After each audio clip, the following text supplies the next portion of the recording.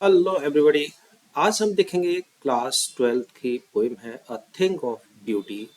उस पर competency based question of the extract. जैसे कि आप लोग जानते हैं कि अब जो है आपके हर सब्जेक्ट में कॉम्पिटेंसी बेस्ड क्वेश्चन आएंगे। तो चलिए इसीलिए ये वीडियो बनाई है।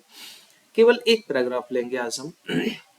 फर्स्ट पैराग्राफ है या एक्सट्रैक्ट है इसका, तो पहले इसे पढ़ लेते हैं थोड़ा सा, जिससे कि करने में आसानी रहे। अ thing of beauty is a joy for ever. A thing of beauty का मतलब है एक सुंदर चीज, ब्यूटीफुल थिंग। वो क्या है? वो जॉय है, वो खुशी है, फॉर एवर, हमेशा के लिए। या ऐसे कह सकते हैं कि एक सुंदर वस्तु वो होती है जो हमें हमेशा हमेशा खुशी देती है। जब भी हम उसे देखेंगे तो हम उसे देखकर खुशी होंगे। चलिए, अब इस लाइन में अगर आप ध्यान से देखें तो यहाँ जो आपको फिगर ऑफ स्पीच मिलेगा वो मिलेगा मेटाफोर, क्योंकि यहाँ सुंदर वस्तु का कंपैरिजन खुशी से किया गया है। It's loveliness increases. It's loveliness, इसका प्यारापन, इंक्रीजेस, बढ़ता जाता है। इट्स आया है थिंग ऑफ ब्यूटी के लिए। तो जो ब्यूटीफुल चीज होती है उसके जो लवलीनेस होता है, उसका प्यारापन जो होता है, वो हमेशा बढ़ता रहता है। It will never pass into nothingness. It फिर आया है थिंग ऑफ ब्यूटी के लिए। इट विल नेवर पास, ये कभी गुजरता नहीं है, कभी जाता नहीं है। किसमें? Into nothingness. नथिंगनेस कहते हैं यूजलेस, बेकार, इनसिग्निफिकेंट, महत्वहीन। तो जो सुंदर वस्तु होती है वो कभी महत्वहीन नहीं होती, यानी कि उसका महत्व, उसका जो पर्पस है वो हमेशा बढ़ता जाता है। अच्छाई उसकी हमेशा बढ़ती जाती है। बट, बल्कि, तो कभी बेकार नहीं होती, वो पर्पसलेस नहीं होती। बट बल्कि विल कीप, रखेगी, अ वॉवर क्वाइट। वॉवर कहते हैं कुंज। कुंज कहने का मतलब है फूलों की घाटी, या बहुत सारे फूल खिले हुए हों। क्वाइट माने शांत। शांत फूलों की घाटी रखती है हमारे लिए, फॉर अस, हमारे लिए। अब यहाँ ये एक शांत फूलों की घाटी से का मतलब है एक बिल्कुल ही शांतिपूर्ण स्थान। एंड अ स्लीप, और एक नींद है, फुल ऑफ स्वीट ड्रीम। कैसी है नींद? फुल ऑफ स्वीट ड्रीम, मधुर स्वप्न से भरी हुई। यानी कि एक शांति की नींद, एक रिलैक्सेशन है हमारे लिए। तो यहाँ स्लीप का जो मतलब है वो रिलैक्स रहता है, कि जो ब्यूटीफुल थिंग होती है वो हमें रिलैक्स करती हैं। एंड हेल्थ, और हमें हेल्थ देती हैं। एंड क्वाइट ब्रीथिंग, क्वाइट शांत, ब्रीथ माने सांस।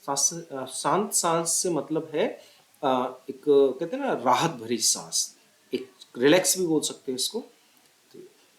चलिए अब इस पैराग्राफ पर हम देखते हैं क्वेश्चन।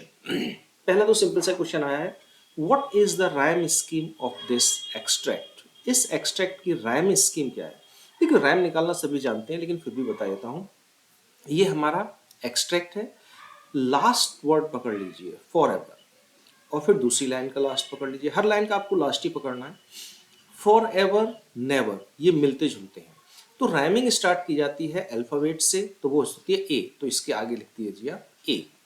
और नेवर, एवर से मिला है, एवर, नेवर, तो ए इसको दिया है तो इसको भी ए देंगे, तो यहाँ हो गया ए, ए।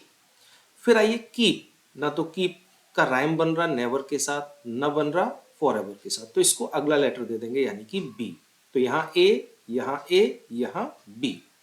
फिर आया स्लीप। स्लीप किससे राइम बना रहा है? कीप, स्लीप, और कीप को हमने बी दिया है तो हम यहाँ बी दे देंगे, तो हमारा हो गया ए बी बी। अब आइए ब्रीथिंग। ब्रीथिंग इनमें से किसी से भी राइम नहीं बना रहा, तो इसको दे देंगे सी। तो हो गया ए बी बी सी, यानी कि जो हमारा सही है आंसर वो है सेकंड वाला, जो ए बी बी सी। ठीक, चलिए आगे देखते हैं। What does the phrase a bower quite indicate? bower quite किस चीज को इंडिकेट करता है? तो वो है हमारा सेरेनिटी। ठीक है, आगे देखें। What does the use of the word nothingness, मैंने बताया था nothingness का मतलब purposeless, unsignificant, suggest in the third line of the extract। तीसरी लाइन में जो nothingness है इसका क्या मतलब है? तो वो कह रहा है कि जो सुंदर वस्तुएं होती हैं वो कभी अनसिग्निफिकेंट नहीं होती, महत्वहीन नहीं होती, उनका कोई महत्व होता है।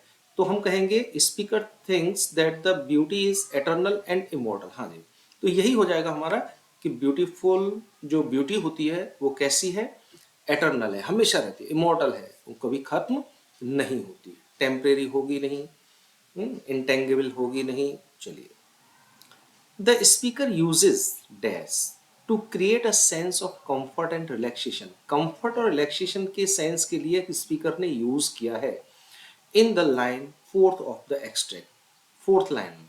तो फोर्थ लाइन है ये वाली, a quiet bower for us and a sleep. अब इसमें कौन सा फिगर ऑफ स्पीच है, मेटाफोर, सिमली, पर्सोनिफिकेशन या हाइपरबोल? तो देखिए, हाइपरबोल होता है जब बात को बहुत ज्यादा बढ़ा चढ़ाकर या बिल्कुल घटाकर कहा जाता है, तो ऐसा इसमें कुछ भी नहीं है।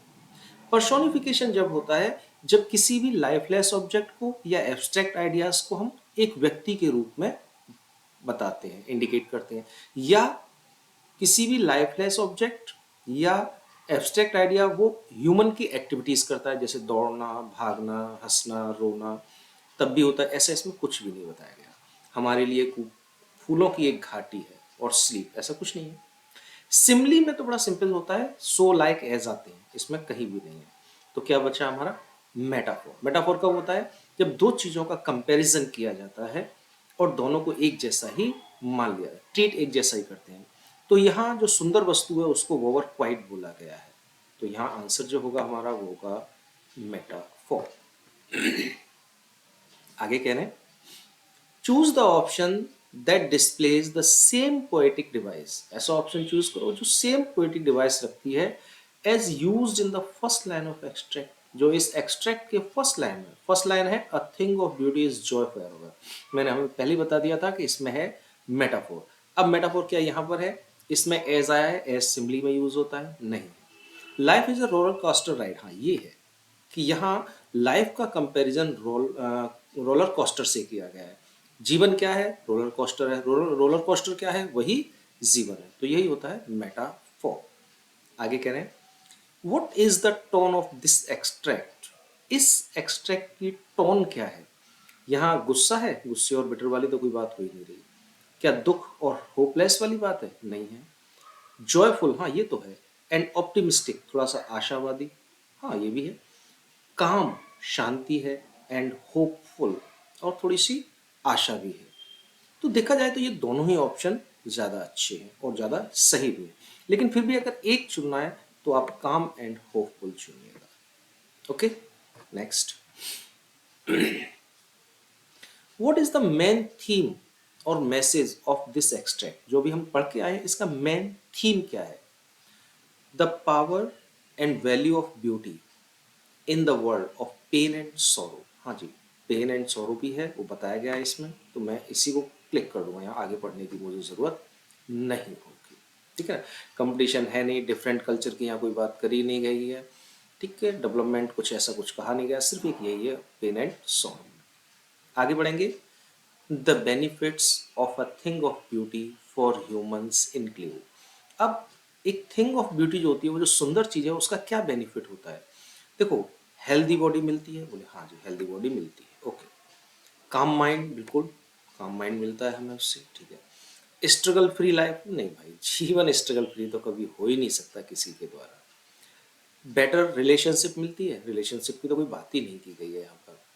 होप टू कैरी ऑन, हाँ ये हो सकता है कि हमें एक आशा मिलती है कि हम अपनी चीज़ों को जारी रखें। तो जो हमारा है वो कौन सा हो जाएगा, फर्स्ट, सेकंड और फिफ्थ, है कोई ऐसा। फर्स्ट, सेकंड और फिफ्थ, बी ऑप्शन हमारा सही ऑप्शन माना जाएगा। ठीक है, चलिए आगे देखते हैं। आगे कह रहे हैं, आंसर इन वन वर्ड, एक वर्ड में आंसर दीजिए। When the poet says, जब पोइट कहता है that a thing of beauty will never pass into nothingness, तो जब पोइट कह रहा है कि a thing of beauty will never pass into nothingness, तो he means, उसका मतलब है that कि it is, यह है, it आया है ब्यूटी ऑफ थिंग, थिंग या ब्यूटीफुल थिंग के लिए। तो फिर इसका क्या मतलब है, बताया ना। कभी भी इनसिग्निफिकेंट नहीं होगा, जो सुंदरता है वो कभी भी बेकार नहीं होती। तो यहाँ हम लिखते हैं वो हमेशा रहती है, एटर्नल लिख सकते हैं, एंडलेस लिख सकते हैं, ठीक है, अबाउंड लिख सकते हैं, जो भी आपको लिखना है एक वर्ड में देना है, लेकिन तो आप लिख दीजिए यहाँ पे, सही होगा। आगे कह रहे हैं व्हाट डज बोवर प्रोवाइड अस। जो बोवर होता है कुंजों की घाट, कुंज फूलों की घाटी, वो हमें क्या देता है? पीसफुल ग्लो, हाँ जी देता है, बिल्कुल शांतिपूर्ण स्थान देता है हमें। रिलैक्सिंग स्लीप, हाँ मिलती है, sleep full of sweet dream, है ना। बोथ ए एंड बी, हाँ तो यही सही है बस का, नन ऑफ दिस कोई मतलब नहीं है, तो ऑप्शन सी सही है क्योंकि इसमें दोनों ही आए। लास्ट क्वेश्चन है What does the use of the word sleep suggest? Sleep क्या suggest करता है? In the line fifth of the extract. तो फिफ्थ लाइन में जो sleep वर्ड आया, तो sleep कहता है वो sleep कितना full of sweet dream, तो एक नींद आती है कैसी, स्वीट ड्रीम से भरी हुई, यानी कि मैंने वही बता दिया था, ये वर्ड रिलैक्स के लिए बोल रहा है, तो रिलैक्सेशन ये यहाँ आया, रिलैक्सिंग एंड सूथिंग, बोर करता नहीं है, अनरियल कोई बात ही नहीं है, अनकॉन्शियस कोई मतलब ही नहीं है, तो सिर्फ एक ही ऑप्शन है, relaxing and soothing. Okay, bye bye.